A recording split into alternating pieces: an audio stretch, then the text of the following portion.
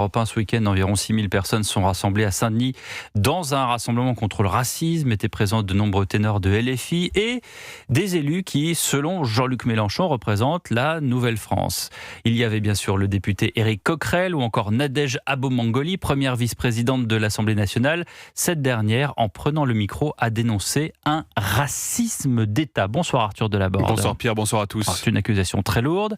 Et ce qui est très étonnant, Arthur, c'est l'absence pour l'heure de condamnation, voire tout simplement de réaction de l'exécutif. Oui, une charge frontale contre l'État venue d'un des plus hauts niveaux du Parlement, la première vice-présidente de l'Assemblée, Nadège Abomangoli. Le sujet, c'est cette République malade qui fabrique le racisme d'État.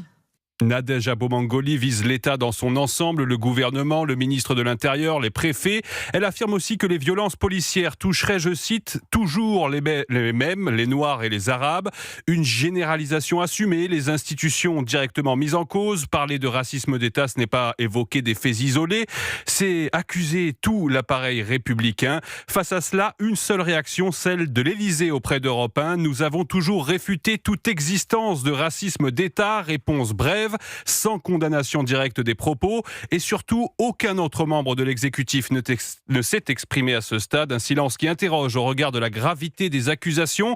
Faute de réponse politique, le débat s'installe et avec lui le doute au cœur même des institutions. Merci Arthur Delaborde du service politique d'Europe 1.